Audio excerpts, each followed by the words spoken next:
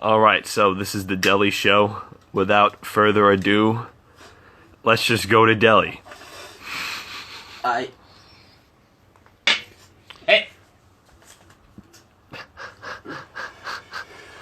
What? No, I mean, you were the one who had to talk about something. I don't even know what to ask you because you said you had something specific you wanted to talk about. So, I'm just gonna go on a rant right now. And basically, I am sick and tired of 20-year-old white kids that drive down to neighborhoods or they drive down to where protest is happening, incite violence, and destroy communities and destroy businesses and black neighborhoods. I have a problem with that. I have a problem with fucking 3 white kids in a car driving around the city. I don't know what city it was, but it's a video that's gone viral. A woman confronted a car that was driving around and giving bricks to protesters. And she confronted them. She grabbed one of the bricks out of one of the people's hands that she gave them to. And she approached the car and she showed us 3 young white kids. A young white girl in the back and 2 kids in the front seat. Bro, these kids never been in a fight in their lives. All these kids. All those kids that claim to be anarchists and all those people that claim to be an Antifa. You can kick the shit out of all of them. You see what they look like? They're 40 pounds overweight, or they're the fucking size of twigs. The only reason why they think they feel strong because they have fucking 20 of their friends. Although they have the other. Oh, you're talking about Antifa? Not the thing is, those aren't real Antifa. That's not real. Let me Antifa. ask you something. This is kind of important. I saw Donald Trump declared Antifa a terrorist organization. Is that true? Yes, he did, but the thing is, you can't. But the thing is, Antifa is it's not. Yes, it is an organization that does come from that stems from a political party in the 1930s and also in the 1930s and also in the 40s that was against fascism, communism, and certain aspects of socialism, but also so it's a whole weird, like, if you look at the fucking the fuck are they called? The iron wait, I forgot what it's called, but anyway, the whole point is being anti-fascist is an idea. You can only call those people who were in that group terrorists. But you can't say that if someone's against, okay, I'm anti-fascist, would you consider, am I a part of Antifa if I say I am anti-fascist? No. Why? I mean, you're not. You don't identify with the actual group. That's the thing. I mean, they create an actual but the thing is, coalition. what did they create? Do these kids? Here's the thing: they don't symbolize what the idea of being anti-fascist is about. They hijacked that term. That's what they did. What do they talk about now? It's just. What they talk about George Floyd? What they are, they're kids who are 20 years old. They're angry about their lives because they didn't do what they expected. They didn't do what they were expected to do. Or...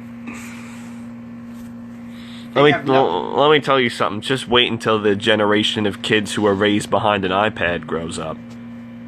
No, I like to see how they're raised. No, the problem is, the majority of the protests were peaceful. The problem is you have fucking people coming from outside. 80% of the people, I think, or more, I think all the protesters, they arrested in Minnesota, they were all from out of state. And if you really, now this goes to people who really support what the fucking protests are about. It's about fucking police reform. It's about the fact that there should be, name me another job that you know, even ask yourself this question. No, fuck that. I'm gonna go back to the question I'm just gonna go before. Name me another job you know where you could get 18 warnings or 18 complaints about you and still keep your job.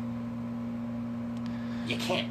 Is this, you talking about cops? No, the cop who killed and murdered George Floyd had 18 prior complaints about him. I mean, yeah, this is why people hate him so much. But the thing is, name me another job where you can... The fucking presidency. You can... If the presidency, yeah, no, but their presidents are infallible, like the Pope. You know. And they're never doing it anymore. Jesus was enlightened. I saw something crazy.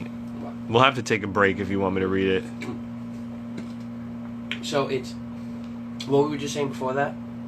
And we're talking about Antifa. No, but after that, we were just Before and after Antifa. Oh, I mentioned the presidency. Oh, okay. The whole thing is what bugs me is, I don't know. I just maybe just have a fatalistic attitude or fatalistic approach to this species, and the thing is, what's the one thing that we all want to change is we want policing to change. That's what we all want. And the one thing that starts is this is what should happen in this world. If this was a perfect world, well, if there was a perfect world, none of this would have been happening. Okay, let's say if it was a more fair world, the president, whoever, the attorney general, would basically come out with a new policy, saying that any police officer that has more than 5 complaints about them, you're off the force. Doesn't matter what it is, you're off the force. And we're holding a 3-strike minimum. You get 3 complaints, you're out. So the first thing they have to do is start vetting all the bad police officers. They have to literally look into every cop that has 5 or more, or look at 10 or more complaints about them. Just use the laws of probability. It's like the same thing what I say with the fucking Hillary Clinton kill list. There's like 50-something names on that list. It's just like, okay, even if you think 95 are bullshit, that means at least 5 of those names, or 3 of those names, are real. And 3 of those people were killed because of them. Isn't one enough? You know what I mean? And it's the same thing. They need to start vetting the police officers. They need to start vetting to see how many cops have complaints against them. Why do they have complaints against them? Okay, they did this, that, and the third. Why didn't the police chief do something about it? What happened? It's the DA. It's the IA Internal Affairs. It's literally a system. It is a system. But the problem is that's not going to change. It's not going to change. The same way fucking people thought body cameras was going to change something. Eric Garner. Now here's the thing: body cameras don't work because you want to know why? There's an off switch. There's literally, I heard about this. Can't they literally just turn them off? They could just turn them off. But the thing is, what good do they do? What's the point of the point of a cop wearing a camera was to not only protect himself, importantly, but also to record the situation that happens for the, it's just basically for the protection of the person he's dealing with, and most importantly, the protection for the police officer. The thing is, even if it didn't have an off switch, they could just cover the cameras. No, it's not even that. And Jon Stewart brought this up. What happened with Eric Gardner? Eric Gardner was murdered on camera. On camera. Just because the police wasn't, just because the cop who fucking the cop who choked him wasn't wearing a body camera. Everyone has a camera on their phone. Right, but what's the difference?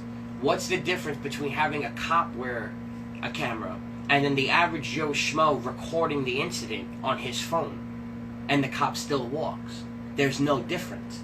The cameras are useless. It doesn't make sense. Nothing's gonna change after this. In a week, it's gonna die down. They're gonna rush the court. They're gonna fucking rush the case. The guy's gonna get sentenced 100%, and they're gonna die it down. And then they're gonna use this, and the Democrats are now gonna use this and fucking COVID-19 on Trump to try to get him, so they could try to win the election after they spent 3 years trying to impeach him off a bullshit thing, which they blamed $175,000 worth of Russian bots and Bernie Sanders supporters who refused to vote for fucking Hillary for costing the Democratic Party the election, for making Trump win. Because even though no fault, Hillary Clinton's infallible. He chooses. People chose Trump. Even the people who supported Bernie would chose Trump over Hillary. But because I'm not one of those fucking people that can turn around and say, "Oh, I don't know how you could vote Trump." I know how people could vote Trump because people are racist. That's why. And what I mean by that is, racism is part of our existence as a species. if people really think that we're gonna wake up in a world where everyone's just going to be holding hands singing Kumbaya and people are not going to have prejudices, it's just not going to work. Yes, over time the number's still going to decrease. Even if it goes, it's going to get to a point where it's like less than 1% of the population will say they have prejudices or consider themselves racist. It's going to be 1%, but it's still always going to exist. Nothing's perfect. Well, let me ask you something. This is actually a pretty important thing we're talking about. So some people have said racism is, some people say, particularly on the left, they say racism is cultural. Racism is a learned behavior. How do you feel about this? No, because what's the difference between, now here's my argument. There is racism amongst cultures that people, here's the way I look at it. Look at Sunnis and Shiites. If you look at one of them, they look exactly the same. They look like two people from the Middle East. The same way with the Rwandan genocides. You had the Hutus, and you had the Tutsis. From the normal eye perspective, now people can say, now from just say the normal racist eye, you couldn't tell the difference. But then people who lived in Rwanda or people who lived in the Middle East know the cultural differences between the two. And there's prejudice amongst that. And it's not prejudice by how one looks, but how one views something. So racism, here's the thing, racism exists not only in you don't only hate someone's skin color, you also can hate someone who looks like you, physically looks like you, but also believes in something entirely different. Even though that's not, then you can't say it's racism. Now, what is racism? Is racism, that's the thing, does racism just stop at skin color? Or does racism transcend into where you're racist against a group of people for having certain ideologies, even though they look like you? But then people say that's not a race of people because at any moment you can stop having that ideology. You know what I mean? But that's what I'm saying. Where does it transcend to? No, nothing. It doesn't go anywhere. It's always going to continue. Racism is always. You watch the Matrix? No, I haven't seen it yet. Okay, so the premise, for anyone if they're watching this, the premise of with Neo was basically, if you've seen how the Matrix was a simulated world where it was basically in the future where humans and robots went to war, robots won, and they gave humanity an ultimatum, like, let us put you into this simulated reality and we're basically going to use your energy like a battery. We're going to use you guys as batteries to fuel our society. And pretty much humanity made a deal.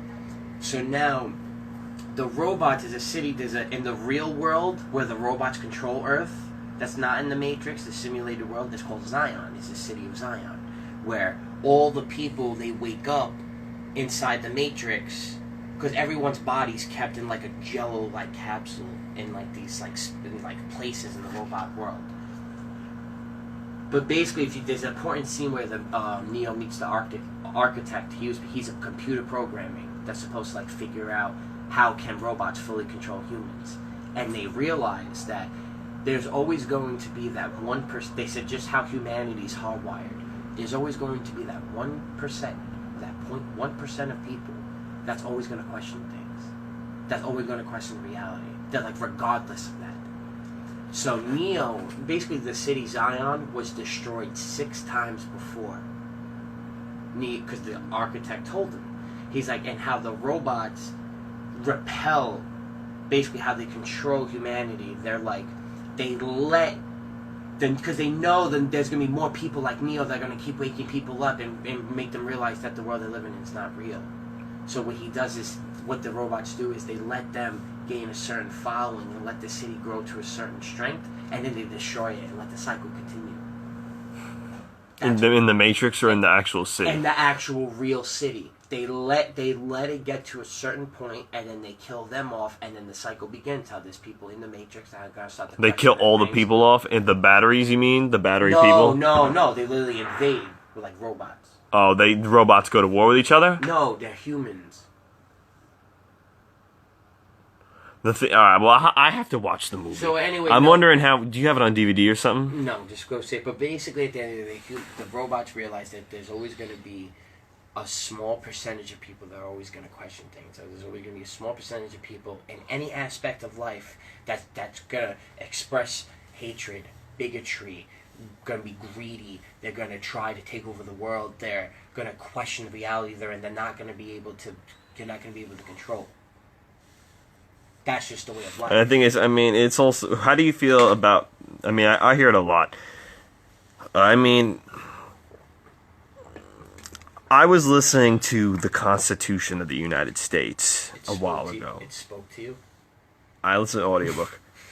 It was a narration, so it practically did. And I was listening to it, you know, like the first 5 minutes are like beautiful. And there's literally like a whole, like, right after that, then they just talk about slavery for like the next 5 minutes. I mean, it's tough because it's like ingrained in the country. You know, like it is kind of a principle that the country had originally been built on. So why don't you give some of your thoughts on that? So now here's something very weird, and most people like disagree with. This is a very controversial opinion, but my personal opinion, I don't consider Thanksgiving to be an American holiday. Let me ask you, do you think the United States is a particularly racist country compared to others? Here's what happened. The United States was founded by people who wanted to be free. They weren't looking for democracy. The people who left England, they had to leave or they would have died. Because basically the reason why they fled was because I think it was like King Henry. Was it King? The religion, Edward? yeah. It was King Edward, or I think it was King Henry VIII. He wanted to divorce his wife and marry his mistress, but they were on the UK was under papal law, so he wanted to he abolished papal law and created the Church of England, and he basically told everyone, if you don't want to follow these new laws now, be banished or die. So they left, and then they found the New World, which was already inhabited for 120,000 years. People have inhabited the North Americas, and that's a fact. Graham Hancock. But, so they came here looking for just their own personal freedom, and now this is where, and they met the natives, they met the natives, who were, to them, savages, but also they were beautiful because they were very intimate with nature, and they were very, they had an understanding, you know, they gave as much as they took, you know what I mean? They only took what they needed and nothing more, nothing less, you know what I mean? And they valued the land they were on because they realized the land was their home, because without it they wouldn't be able to live. No water, no life. No trees, no life. So, but I don't consider, okay. I consider everything from July 4th, 1776 to be American. I don't consider anything else. I don't consider the Pilgrims Americans. They weren't Americans. They weren't anything. They were people who found their new land, and then eventually England decided, okay, we can make money off these people now.